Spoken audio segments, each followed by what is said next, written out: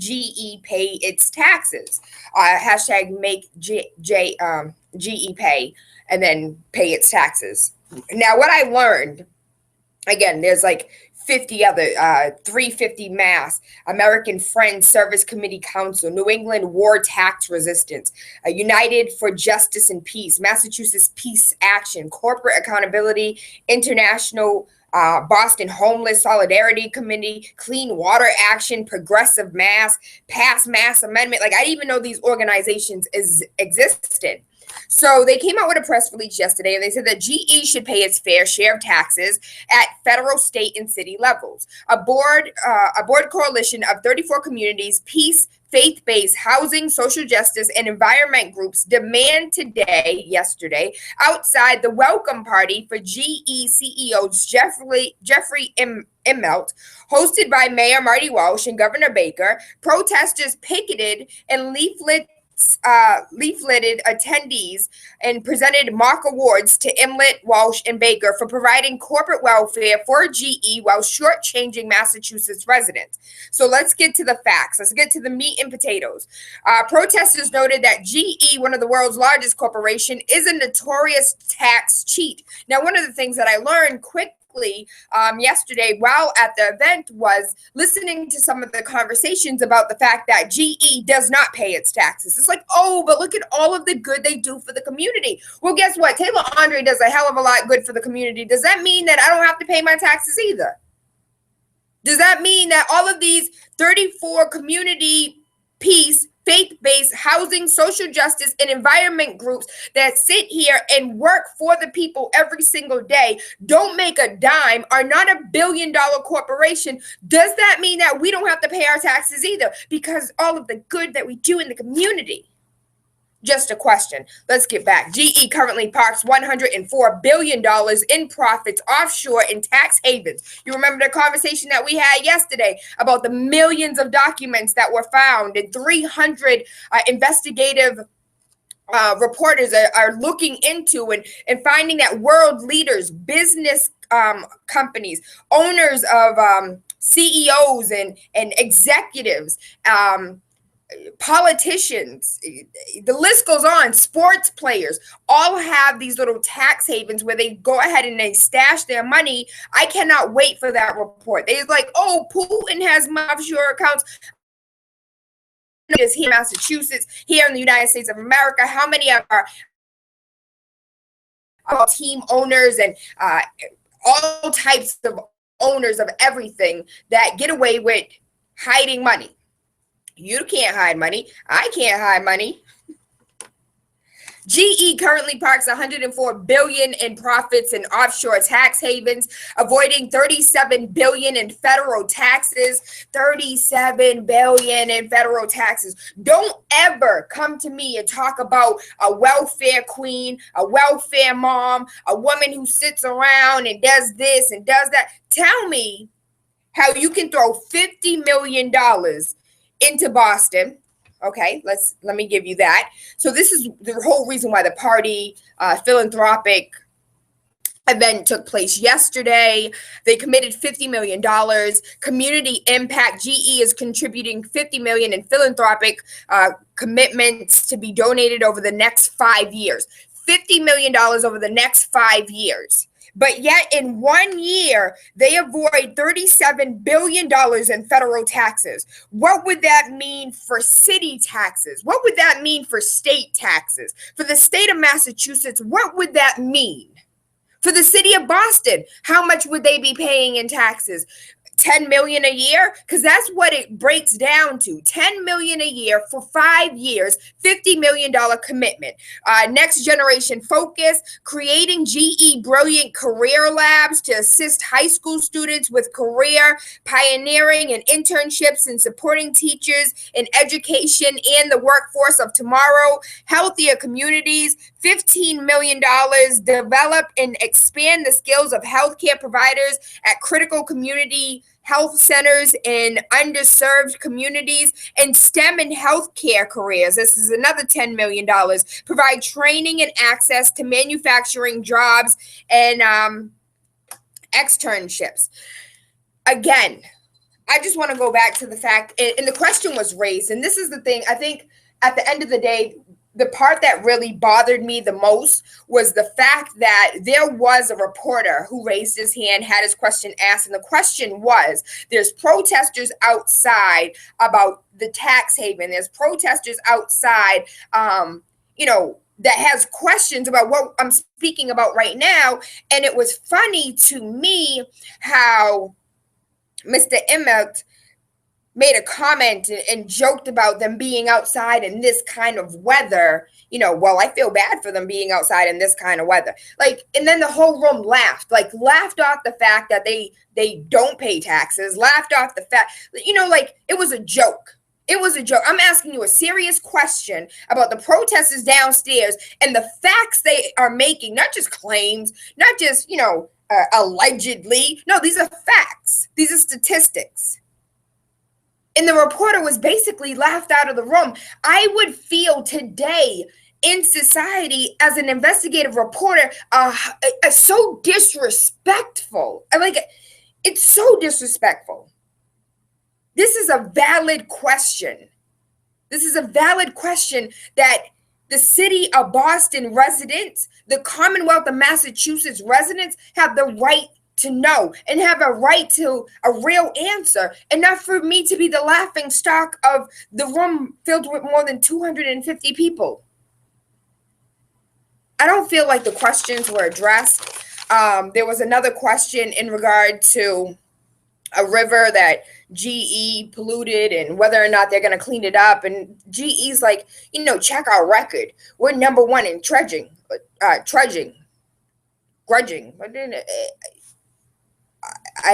is not my field.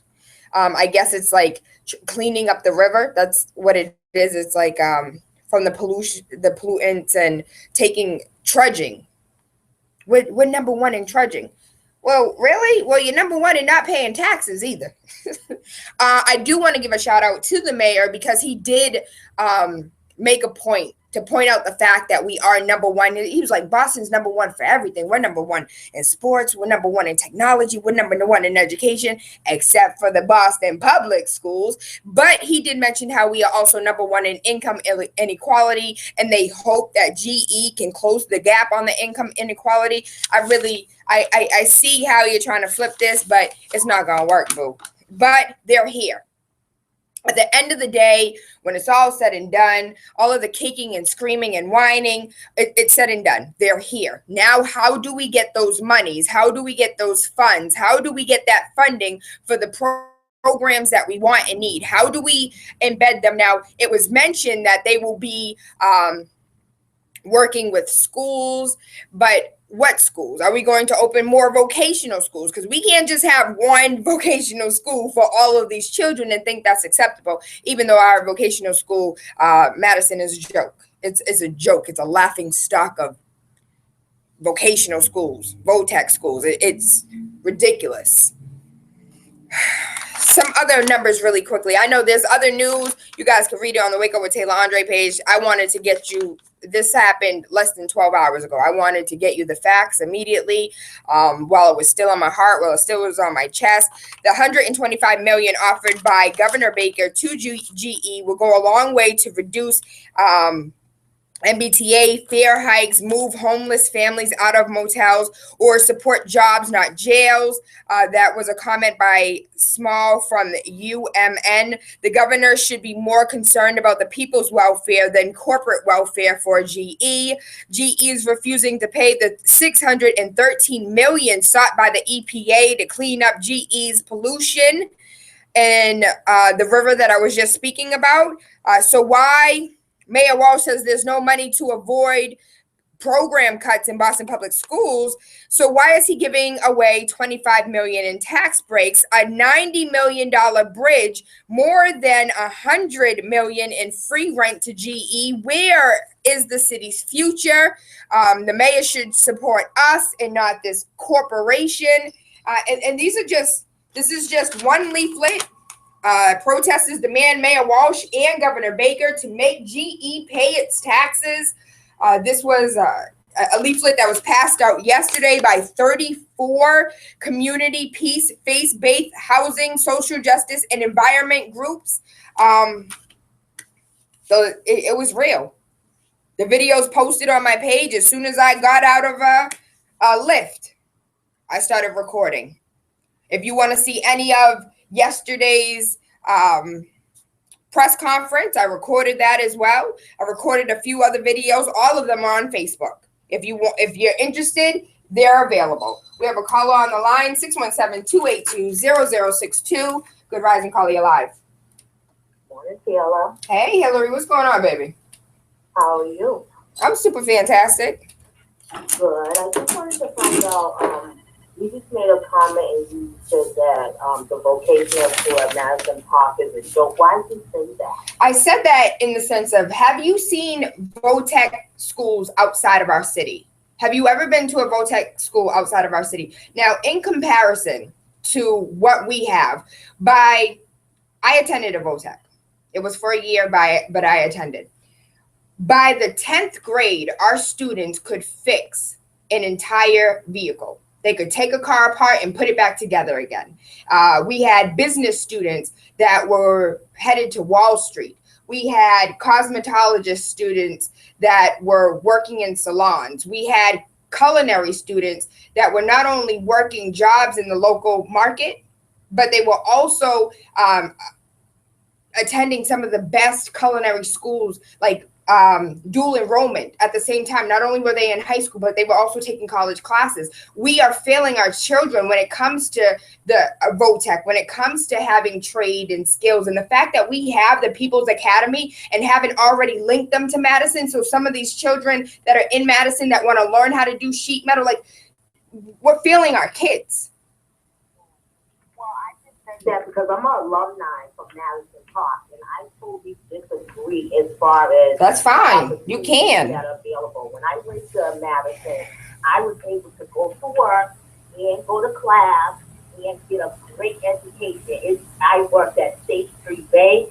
I worked at a culinary school. Mm-hmm. Instead of paying the money to go to cosmetology school, when you went to Madison Park, you could get your hours, and then all you have to do is take your license. So I totally disagree with that. It's all in the opportunities that the students take, because that education is out here. So I will disagree with you on that, because I'm definitely an alumni of Madison Park, and they have a lot to offer. And not a lot of students are able to even take the opportunity to go to that school. But when I was there, it was excellent.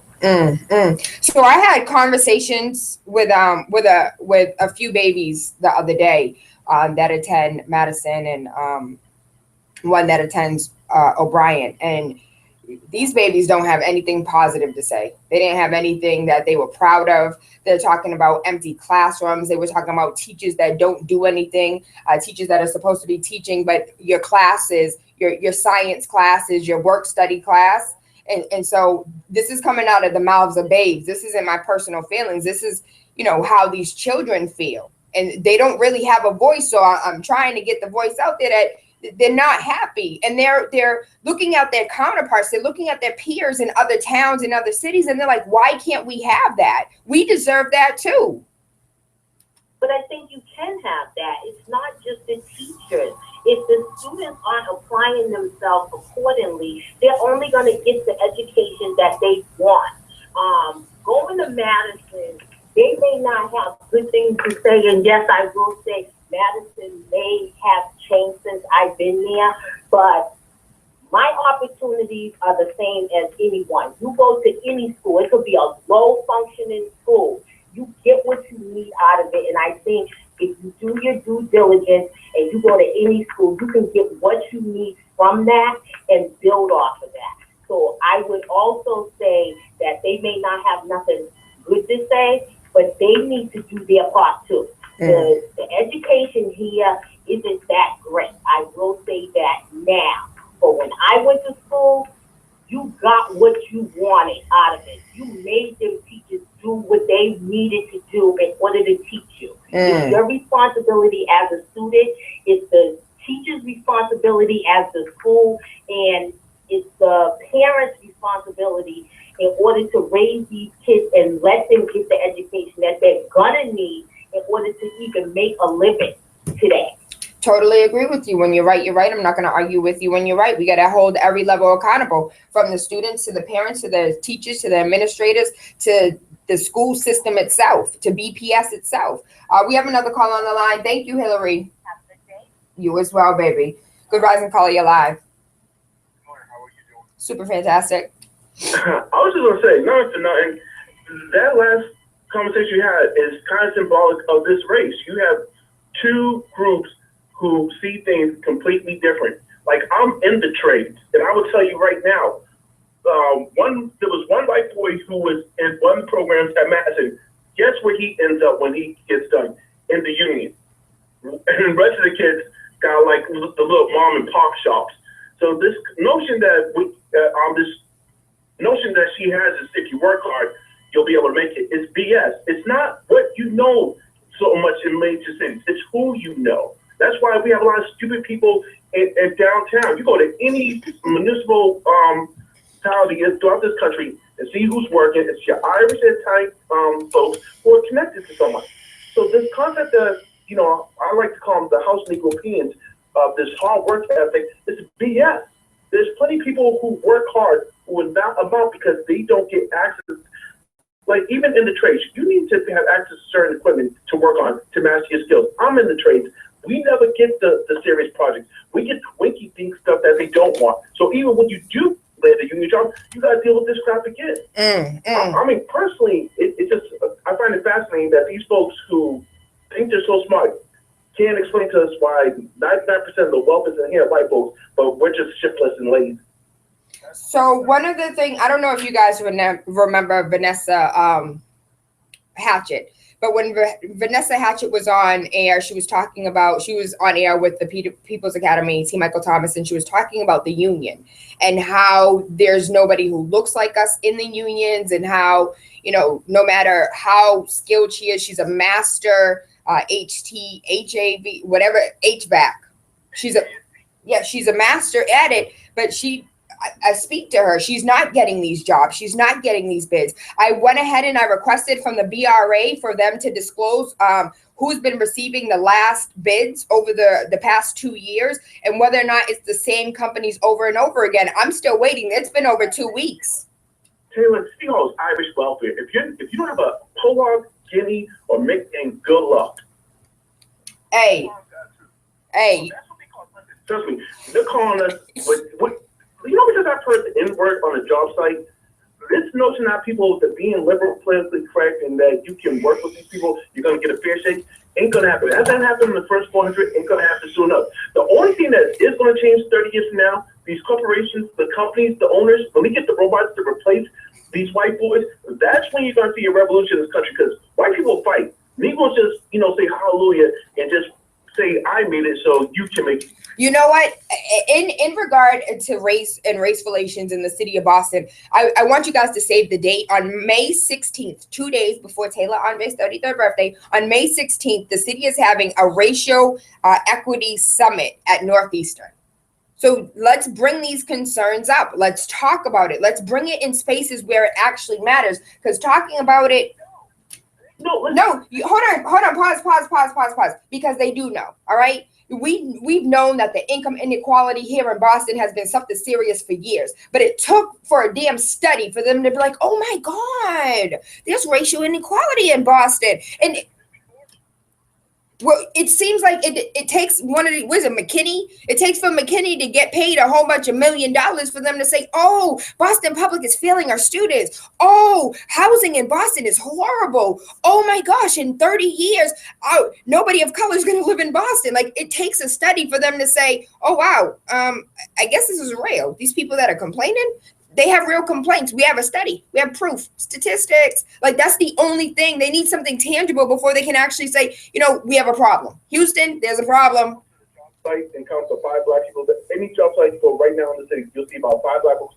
Except at the hospitals and colleges, it's only because the people are in those institutions. The hospitals tend to be a little bit more liberal, so they enforce the rules. But outside of a hospital or college, you'll see about 5 black folks on the job site, and 4 of them more than likely will be Latino who look so white you can pass for Italian. Lord have mercy. That's not propaganda. That's a fact.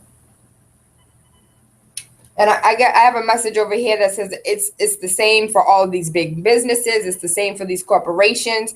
And from what I understand, this gentleman works in the same field as far as carpentry and construction is concerned. So The apprenticeship. As soon as you get out of the apprenticeship and you make sure you get your dues every month. But only time we seem to get on a job site if it's someone that's sitting in the room like checking the hours.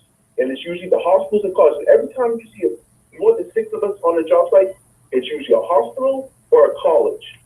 well, you know what? If you're not going to come on May 16th in Northeastern, I'm going to just record this and play it for you. How about that? Well, just to show my voice because they might recognize it, and I don't want to once I get my government, then I'll get my name. Oh my goodness, Mr. Nubian. Have an amazing day. Excuse me, 617-282-0062. Waking up with Tayla Andre, Monday through Friday, 5 a.m. to 7. Controversial conversations every day, all day. If you don't have to agree. You don't. You don't have to like it. You don't have to love it. It is what it is. All right? But you can definitely disagree. 617-282-0062. But I'm getting messages over here on Facebook like I always do, like, yo, Mr. Nubian's right once again. So I'm not in the mood no, not today. As far as news is concerned, because we didn't even cover any news, Chicago police are looking into a shooting on Thursday that may have been captured on video. A police source told reports that the video appears to show details consistent with the actual shooting at the same location in which a man sustained gunshot wounds to the face and groin. In the graphic video, an unidentified man appears to record himself walking. He talks jokingly about the nearby convenience store being open, so he would have some place to duck and hide for cover. Suddenly, gunfire is heard and the cell phone drops facing towards the sky. After a short pause, someone firing a gun multiple times with outstretched arms appeared briefly before another pause, and a woman begins wailing in the background. It appeared Thursday on social media. The New York Daily News talked with Chicago police spokesman who declined to address the video, but confirmed that a 31-year-old man was shot in the same neighborhood on Thursday, and he was a known gang member. In other news, we have Harvard acknowledging its role in slavery. Harvard University has taken another step towards distancing the modern institution from its past ties with slavery. The Boston Globe reported that the university president, Drew Foss, acknowledged on Wednesday that Harvard was complicit in slavery. Although we embrace and regularly celebrate the storied traditions of nearly 400-year history, slavery is an aspect of Harvard's past that has rarely been acknowledged or invoked. In an op-ed published in the Harvard Crimson, the university student paper, that's when Foss said these things. This comes just weeks after Harvard Law School announced that it would replace its shield that included elements from family crest of a slave owner who gave money to the university. They announced a plan to unveil the plaque on April 6th that will honor 4 slaves who worked and lived on campus of the former Harvard president. Do you guys remember the hashtag I am Harvard too? So the fact that they even had to come out with a campaign, I am Harvard too, basically stating that, hey, hi, I'm Black and I'm at Harvard too. And just how the culture on the campus does not serve Black and brown. And I love the fact that Harvard is trying to be proactive. But I think instead of changing out crest, they need to start having open dialogue and conversations on race and race relations. And maybe, I don't know, because it's more than just the crest. It's more than just renaming a building. You could rename all the buildings, for crying out loud. That's not going to change the fact that nobody's actually discussing race. So we'll see. And as far as the city is concerned, if you didn't hear me the first time, on May 16th at Northeastern, as soon as I get all of the details, I will let you know. But there is going to be a citywide conversation on race, a citywide conversation put on by the city about race here in Boston. That is May 16th. Please save the date. That's all the information that I have. As soon as I find some more information or is sent more information, I will make sure that is uploaded and sent for you. A couple from Mississippi were kicked out of an RV space due to what they believe to be negative view of their interracial relationship.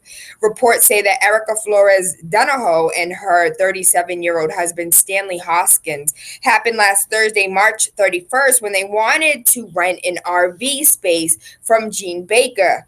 Donahoe, a mother of two, said that she spoke to Baker alone and he approved the couple to rent the space for $275 a month. When Donahoe returned with Hoskins, Baker was furious because he didn't know he was African American. He also assumed Donahoe was white when she, in fact, is Hispanic and Native American. Donahoe told reports that Baker didn't want the couple there, and he and the neighbors weren't in favor of interracial couples. The next day, she said Baker telephoned her and said, "Hey, you didn't tell me you were married to no black man." I'm sorry. I didn't know that was important. Do we still have laws where I can't be married to a black man? She said that she replied that she didn't realize that it was a problem. "Oh, it's a big problem with the members of my church, my community, my mother-in-law," she quoted him saying. "They don't allow blacks and whites hacking." What is maybe shacking? Maybe that's the word they meant to use, shacking, but they're not shacking because they're married. Oh, Lord, this is hilarious. She said he told her, you don't talk like you would be with no black man. If you would have come across like you were with a black man, we wouldn't have had this problem right now, she said. My husband isn't a thug. He's a good man. My husband has served his country for 13 years. He's a sergeant in the National Guard. In tears, Donahoe says that she prayed Baker would change his mind. Even though she tried to meet with him, he refused. Instead, the family is now renting another RV space for $325 a month. Baker tells reports that he didn't have a problem with the mixed couple, but to fix the issue, he's willing to close down the entire park before allowing a similar incident to happen. Isn't that crazy? You own a store. You own anything. And this woman comes in and she's like, "I'd like to rent this space." And you're like, "Oh, sure." And she brings in her black husband. You're like, "Hold on. Nope, never mind. I'll shut down the whole store. Nobody can ever buy anything because I don't want this to ever happen again." This is real life, baby. This is real life. I can't make this up. In other news, did you know, this was sent to me, thank you, Anonymous, I love and appreciate you. Did you know that the U.S. government was found guilty in conspiracy to the assassination of Dr. Martin Luther King Jr.? Although the United States government was rapt about Martin Luther King Jr.'s legacy and American flag, waving his words to symbolize racial harmony and patriotic solidarity, even as institutionalized white supremacy still remains embedded in policies and politics detrimental to the Black community he tirelessly strived to uplift. Very little is spoken of the fact that a Memphis jury found the United States government guilty of conspiring to assassinate Dr. King on the balcony on April 4th, 1968. After 4 weeks of testimony and over 70 witnesses in a civil trial in Memphis, Tennessee, 12 jurors reached a swift, unanimous verdict on December 8th, 1999, that Dr. King was assassinated as a result of a conspiracy. The King family, who filed the civil lawsuit, was awarded $100. They donated the minuscule amount to a charity. From what I understand, the reason why she didn't want any money King's widow, Coretta Scott King, expressed her gratitude to the jury and called on the media to get the truth to the public. There is an abundant evidence of major high-level conspiracy in the assassination of my husband, Martin Luther King Jr., and the Civil Rights Court's unanimous verdict has validated our belief. I wholeheartedly applaud the verdict of the jury, and I feel that justice has been well served in their deliberations. This verdict is not only a great victory for my family, but also a great victory for America. It is a great victory for truth itself. It is important to know that this was a swift verdict delivered after about an hour of jury deliberation. The jury was clearly convinced by the extensive evidence that was presented during the trial that, in addition to Mr. Dowers, the conspiracy of the mafia, the local, the state, and federal government agencies were deeply involved in the assassination of my husband. The jury also affirmed overwhelming evidence that identified someone else, not James Earl Ray, as the shooter, and that Mr. Ray was set up to take the blame. I want to make it clear that my family has no interest in retribution. Instead, our sole concern has been that the full truth of the assassination of Dr. King has been revealed and adjudicated in a court of law. As we pursued this case, some wonder why we would spend the time and energy addressing such a painful part of the past for both our family and our nation. The short answer is that we had to get involved because the system did not work. Those that are responsible for the assassination were not held accountable in their involvement. This verdict, therefore, is a great victory for the justice and truth. It has been a difficult and painful experience to revisit this tragedy, but if we felt we had an obligation to do everything in our power to seek the truth, not only for the peace of mind of our family, but to also bring closure and healing to the nation, we have done what we can to reveal the truth, and we now urge you as members of the media, and we call upon elected officials and other persons of influence to do what you can to share the revelation of this case to the widest possible audience. For those who did not know, Dr. King was assassinated, and the United States government was found guilty in conspiracy to assassinate. Good rising, kings and queens. How you doing? 617-282-0062. A Mississippi governor is criticized for declaring April Confederate Heritage Month and failing to address slavery. Mississippi governor did not include mention of slavery in his statement. Phil Bryant said the month was designed to gain insight from our mistakes and success. How are you going to gain insight from mistakes and success if you're not even going to acknowledge slavery was a real thing? But the Confederate flag, let's wave that high and fly it long. Lord have mercy. 2005 Alabama Governor Bob Riley was criticized for omitting paragraph referring to slavery. He then corrected himself and added the paragraph. Good rising, good rising. I just want y'all to wake up, everybody. No more sleeping in bed. You guys have to really get your mind right. Figure this out. U.S. moves one step closer to delivery drones as companies and experts give recommendations to the FAA for commercial flights over populated areas. The FAA currently bans most commercial drone flights over populated areas, but it received recommendations on Friday that might change that. They came from a special committee of experts and interested parties. They suggested 4 drone categories with varying rules. The FAA doesn't have to follow the recommendations, but it does mean that it's one step closer to permitting delivery drones. That means anything you buy online can be dropped off at your house, not by a person, but by a machine. You know what I always wondered about that? What if it had technical failure and it fell out the sky and hit and killed somebody? Well, Taylor, you can say the same thing about planes. I guess I could, couldn't I? Those happen all the time. U.S. Navy intercepted Iranian weapons. A shipment included 1,500 AK-47s and rocket launchers in the Arabian Sea heading to the war-torn Yemen. Yemen is actually a really beautiful, beautiful country. You know, half of these countries that we speak of, that we report, half of these countries that you hear about, gorgeous, gorgeous countries, gorgeous people, amazing food. We don't see the world outside of ourselves as such. America is beautiful. America the great. America the end all be all. Every other country sucks. When you think of Africa, what do you think? I said Africa. What did you automatically think of? Probably that little boy with the fly on his nose and the man talking about some, can you donate 59 cents to help an African child? Like, that's the only thing we know about Africa. We don't know anything about the Middle East. We don't know anything outside of, half of y'all don't know anything outside of Boston. You know, I met a gentleman, a young man, and he was like, people in Boston are so nice. I'm like, where are you from? He's like, Brockton. You've never been to Boston before? He's like, no.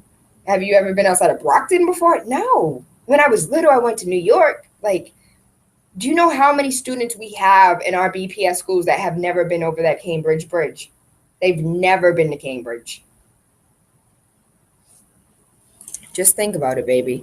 The U.S. Navy says that it has seized a weapon shipment in the Arabian Sea.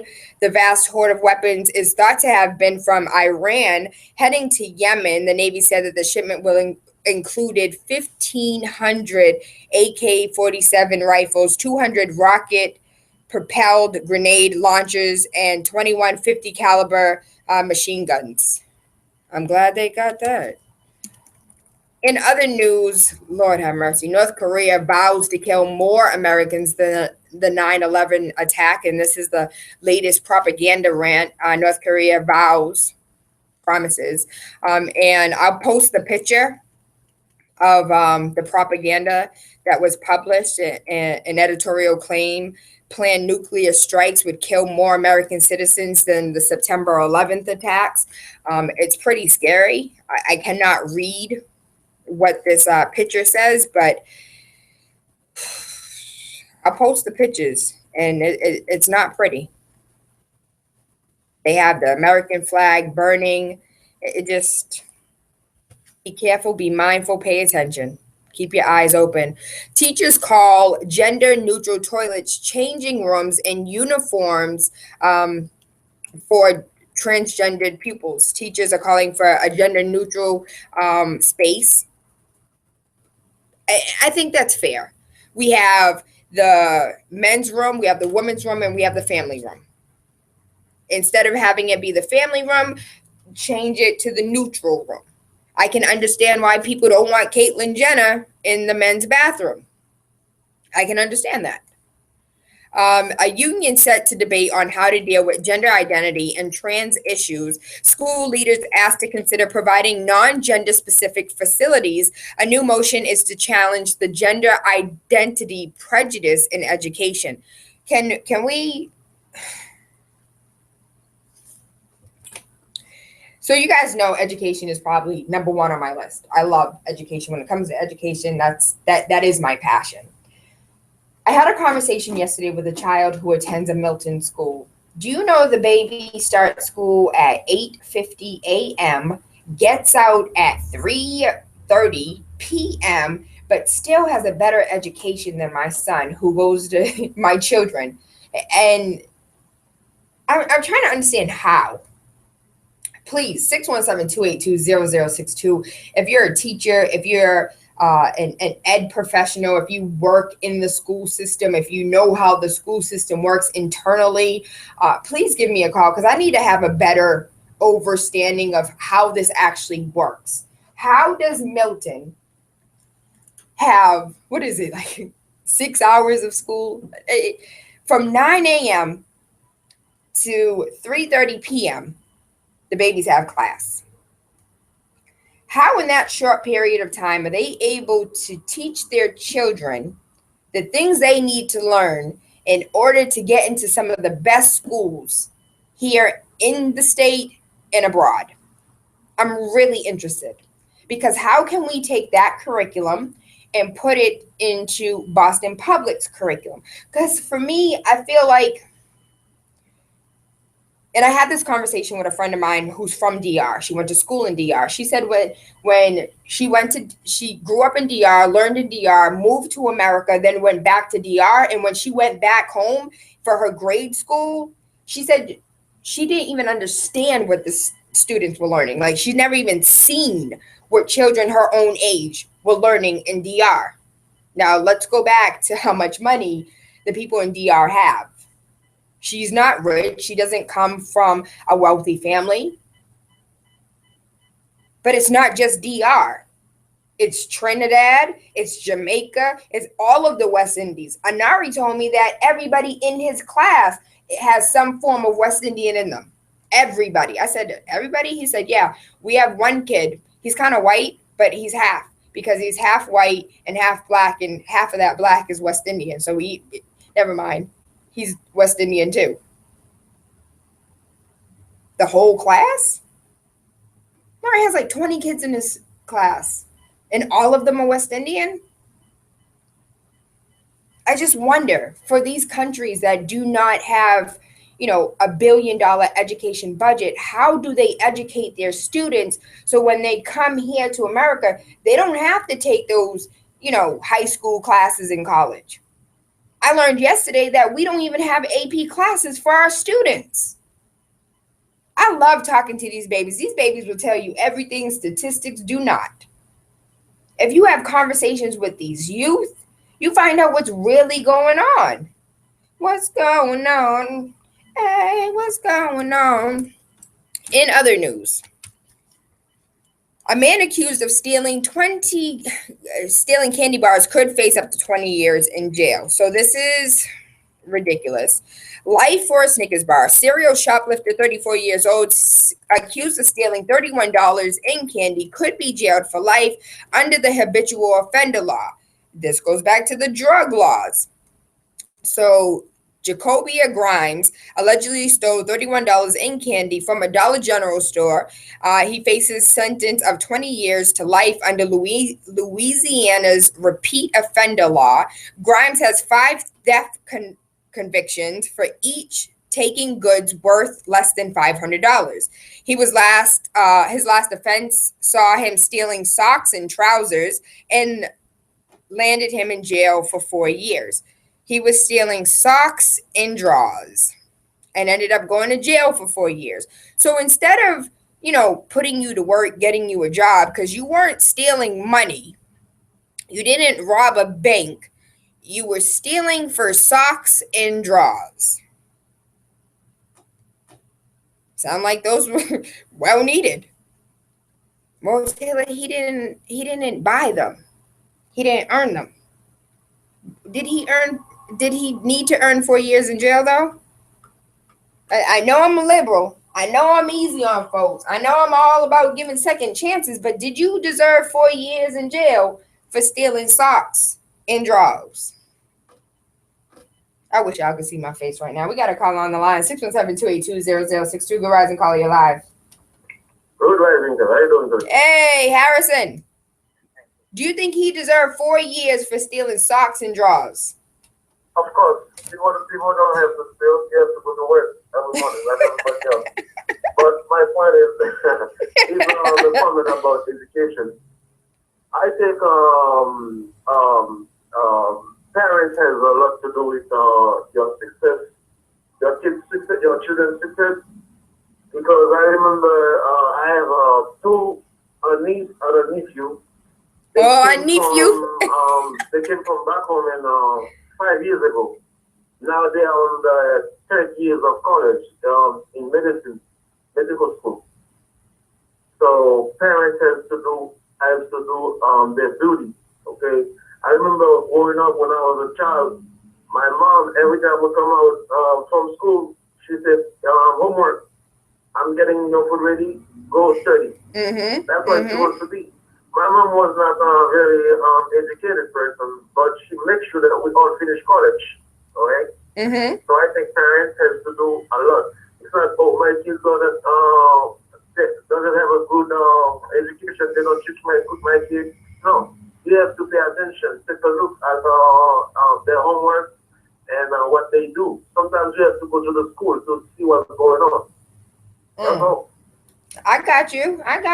Well, Harrison, I missed you. I hope you have an amazing day today.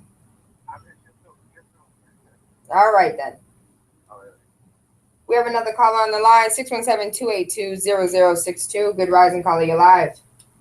Good morning, Tayla. I didn't call for anything. I just wanted to Hey. you down because I usually listen to you. I'm good. So I'm in the studio. I'm not sure, but I definitely will let IT know. So if you're experiencing technical difficulties, maybe somebody else is as well. Hey. Listen to you online. So are you downstairs? All right, I'll let you in. Thank you so much. And I wanted to say thank you for that gift card. The children and I appreciate that. Say that 614, yes. You as well. We have another call on the line, 617-282-0062. Good rising, caller, you're live. Good morning, Tayla. I just want to state on about the children with the schooling. The parents do have a lot to do with it, but today a lot of the parents are working a lot, and the government has a lot of drugs here. These people are on drugs, so I think a lot of responsibility should be on the teachers. And if they see the student is not grasping, they should have tutoring for them.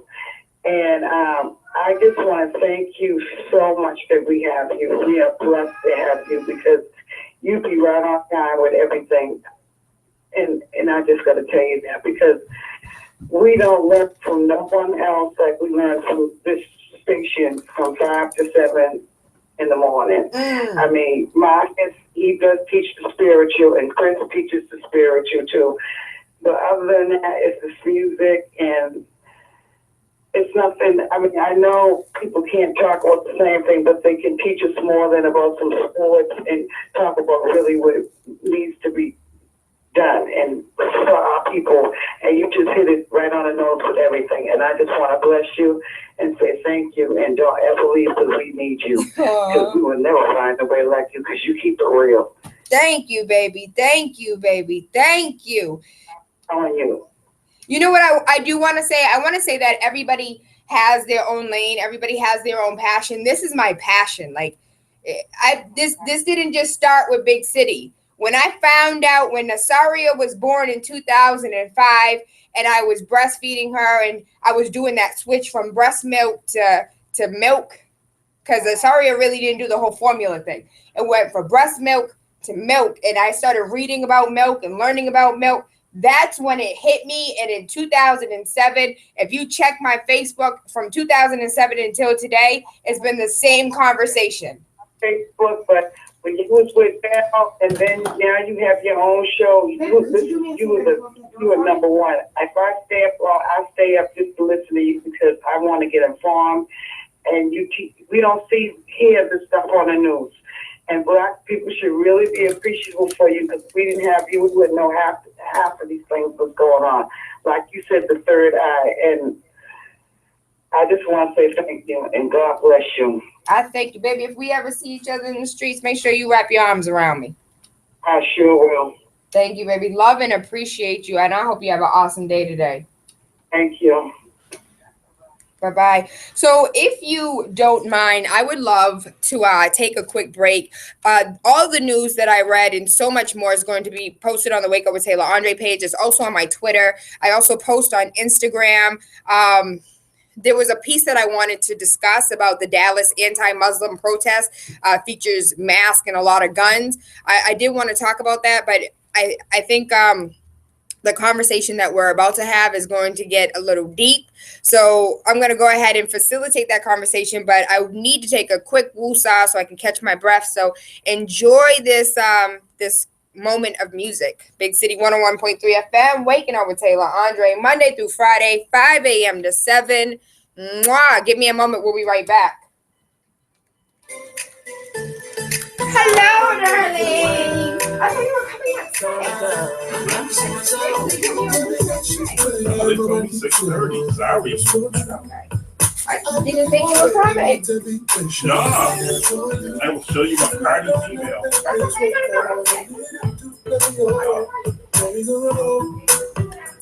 over the road, I'ma make your love come down. I'ma make your love come down. Gonna take you all the way down. I'ma make your love come down. It's so nice to see you again. And you're like, you just woke me up, you know? And you're warm too. You make I'm freezing actually. We can talk about anything you want to all talk my about. stuff went down today. What happened? Oh, My internet went out, but it affects, for some reason, it affects my apartment. so this is the amazing. You're on YouTube. So we have a few minutes. We have 1 minute and 30 seconds. 1 minute. They said I was going on at 7. No, we're live from 5 to 7. Oh, they really. Yeah. He really screwed up. And Blue Eyes knows. He knows when we're on. Oh, he screwed up once. So we're gonna go up from 6:30 to 7. No problem. We'll talk about what you do, your position, the community work, the kids. And help us recruit, please, Lord Jesus. Yes, please. Well, what we can talk about on air is a lot of people that want to be police officers have something on their record. They have some type of query that's prohibit them from. Well, more so, it's like recruiting.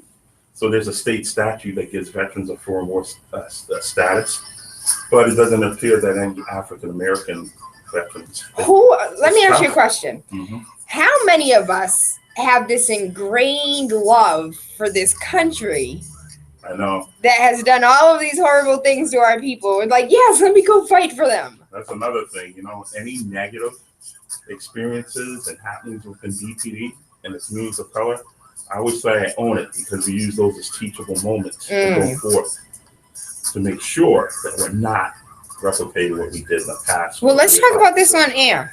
Sure. So you don't need stats on homicide, none of that, No, right? no. Thank you. No, Thank you. I just need you. That's all I need. I think stats are like. Wake up with Tayla, Andre, Monday through Friday, 5 to 7 a.m. on Big City 101.3 FM. Wake up with the Radio Rebel. Politics, news, conspiracies. Wake up your third eye with unorthodox conversations leading to universal consciousness.